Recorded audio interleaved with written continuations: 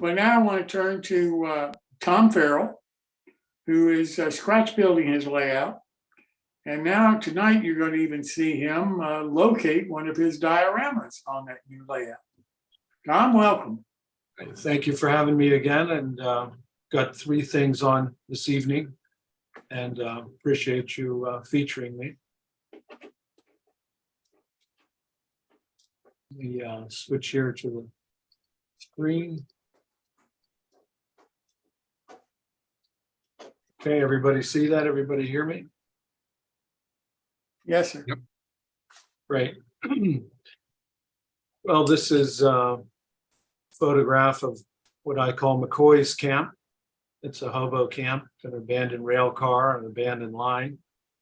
I'll show you how I installed that this evening. Just going to jump right in. I'm going to show you a new technique for painting brick that I hadn't seen before. So for part of my Brady's Bend, which I'm calling that section of the layout, named after a hardscrabble town north of Pittsburgh, I need some building flats. So I chose a design preservation model available from Woodland Scenics now, their O-scale modular wall system. Maybe a lot of you are familiar with that. They offer this in N-scale and HO. Basically, it consists of 9 different wall sections. This evening for this particular building, I'll be using a blank wall, that center rectangular window, and then a cornice up top. So my bill of materials is there: 2 blank walls, 6 rectangular windows, 2 cornice pieces. The tools are simple, just some of my pliers to cut the screws, some testers, plastic cement, and a coarse piece of sandpaper. This is the design preservation model pieces. On the left is the mock-up, so you can see there's 6 window pieces and 2 all brick pieces. On the right is how I began the construction of the building front. See these center pieces, they cover up the gap that runs from 6 o'clock to 12 o'clock up the middle of the model. And then on the ends are some finished brick pieces as well. Makes for a really effective brick building. Well, this is the new trick. I saw this at Lowe's. It's a self-explanatory. It's a natural rust indoor-outdoor finishing system, and I thought brick is some brick looks pretty close to rust. Let me see what this looks like on my building flat. So the first thing I did is on the left is I spray painted it on in 4 different directions to make sure I got all the nooks and crannies. Then I let it dry overnight. And then the other top coat is a sort of an acrylic water-based type material. They give you this sponge brush. You put it on there and then you wipe it off. I use paper towels. So you see on the left photograph, on the right is where I removed it with a paper towel, and on the left is how I saturated it with the sponge brush. And then the right photograph shows finished brick. I think it came off pretty well. It looks like brick to me. On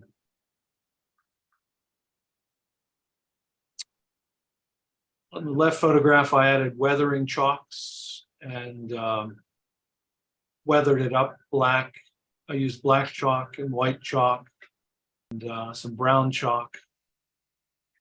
And on the right is the finished, well, nearly finished building front. Shows you the difference that lighting makes. I photographed one in the garage and one in my train room.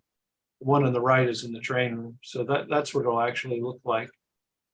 The windows are simply tediously painted green. They're built in. So all that's necessary is to put in the window dressing and glass. But it's a neat trick. American accents comes in a little box, gives you plastic gloves, gives you the sponge brush, the spray paint, and then the top coat. Pretty neat technique. That's a lifetime supply of painting brick, I have to tell you.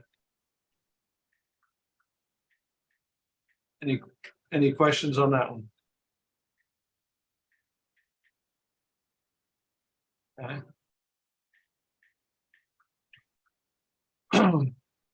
This Sanford and Son salvage, I said on my last presentation, I would show you some highlights, close-ups, and details. That's the overall model so far, or scene, Brady's Bend. That's McCoy's camp to the left. More design preservations, model modular building, just with a base coat up front there. The DPM kit that I just did snuck in the middle there before weathering in the green windows. But I wanted to show you some of the details of this Sanford and Son. That's the monster board concrete block wall. That's laser cut wood, simply sprayed with a primer and then weathered with chalk and some acrylics. And then the signage is all taken from Google searches for 1920, 1930 signs, and then simply brought into PowerPoint, printed out, cut out, glued onto the wall, and then rusted in the case of the ones on the left. And then the two billboards are just framed with 1x6, 1x4 actually, 1x4 material. In an earlier show, I showed you the drainage. That's nothing more than a spent pen, plastic pen, cut on my saw, enameled, acrylic, chalked, and then super glued onto the wall. Up above is the fence. I think I went over that last time. That's a nice close-up though. This is my finished block wall. I defy you to see that that was made of 3 pieces. That's because I diligently took these 3 square rectangles and in a puzzle-like form, cut them out and integrated it so that you really can't see the seam. And then I hit it with a base color of gray. Then I hit some highlights on, get some variation in those blocks, some grays and some browns. Then I hit it with a green chalk. Then I added some moss and things. Pretty spectacular looking wall. Below is just foliage.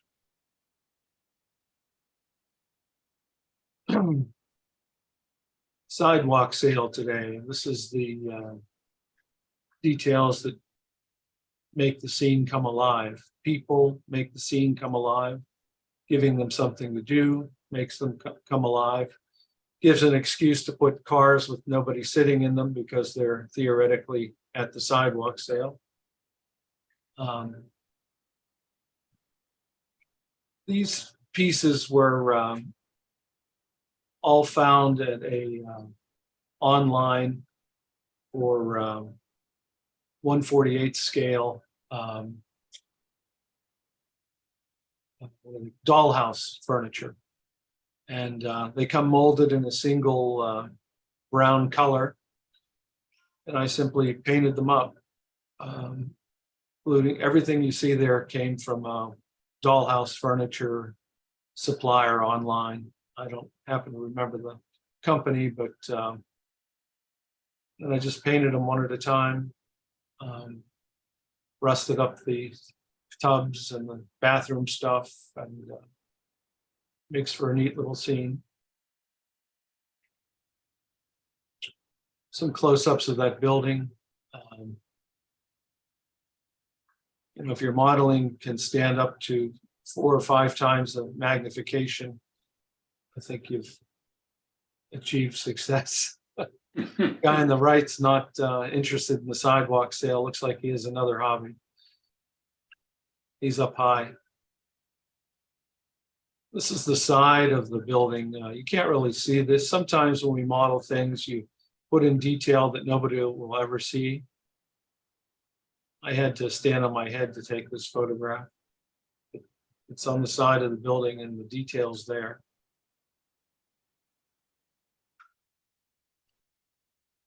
This is McCoy Camp.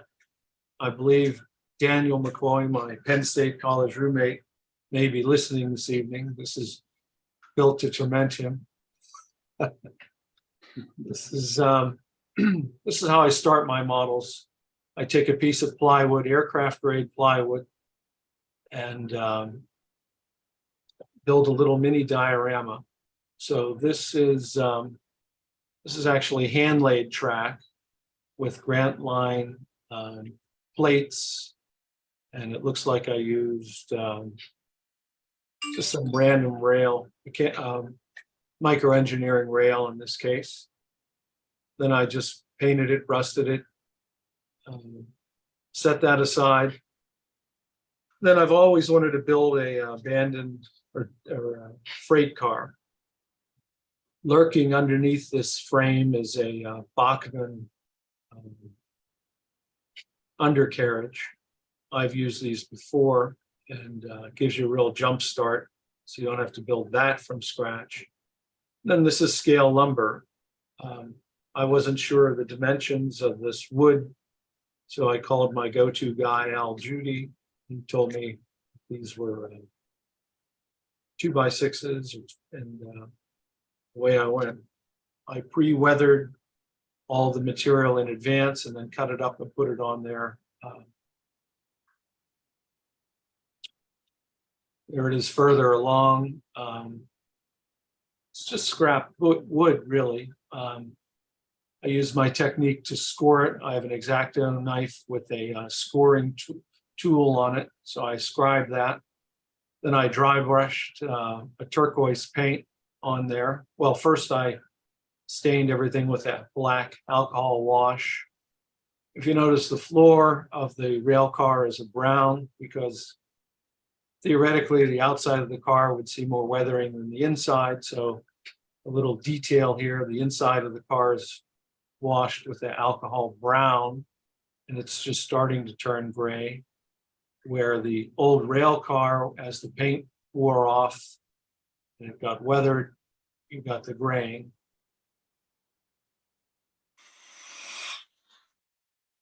This is the back of the diorama. Same technique. My go-to fences are 4x4 uprights, 2x6 running horizontally, and then vertically are 1x6s on an 8-foot span, which is 2 inches in those scale. Again, they're all stained individually, randomly, so we get variation in color. Here's the scene developing. The theory is that shack on the left was made from the pirated materials from the old rail car. So the hobos wanted a place to live, so they pried wood off the rail car to build this shack, and then scrounged piece of corrugated material. But everything to the left came from the rail car, is the theory. Overall, it's missing something. Now I want to show you what a difference adding figures, how a lot of people build models, dioramas, and don't go to the trouble of putting in scale figures. The scene literally comes alive when you put people in there. Now all of a sudden your eyes wandering, looking at all the people. And guy 12 o'clock in front of the fire, he's about ready to fall over. He's trying to hold something up, hold himself up, but there's nothing to hold up. Guy at 10 o'clock is passed out. A couple hobos just talking to one another. Dog chasing rabbits to the right. I mean, literally jumps when you put the people in place. These are all artista figures. They're O scale, pewter, repainted figures. You can buy them unpainted or painted. These happen to be painted. I got enough to do without worrying about having to paint my figures. It's a close-up of the fire. My very first show with Jim Kello, he asked me to do a quick little thing on how to build that fire. It's basically just little scraps of wood that are painted red, orange, yellow, and black. And then just a cotton ball that's super glued in there with a very thin super glue, and then a little cotton pulled up and added to give you the idea that it's on fire. A lot of people put in blinking LEDs, make it look like it's on fire. I'm not that ambitious yet. See my dog chasing two rabbits. Neat little scene. That's a nice close-up of that abandoned rail car. See the scoring of the wood adds a nice, it's a simple dimension you can add to your modeling, is to score that wood. Again, the technique is simple. Everything gets a black alcohol wash and then dry brush of a turquoise of some kind. I think that's actually Penn Central green.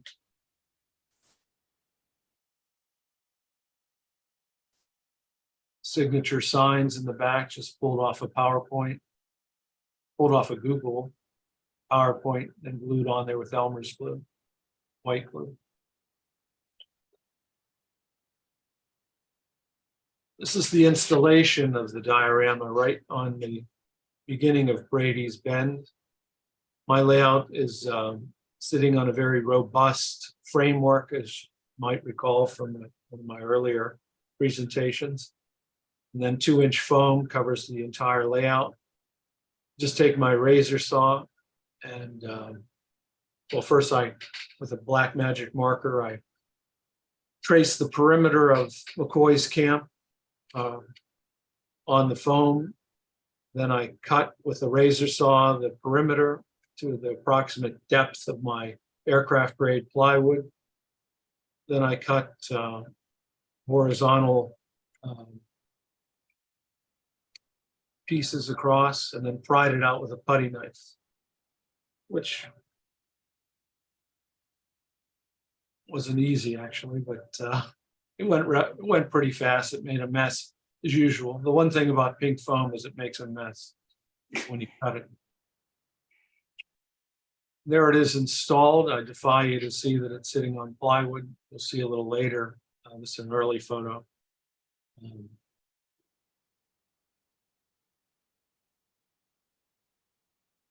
It's right in there. There's the outhouse, appropriately named McCoy Camp. Such an honor. That was a joke.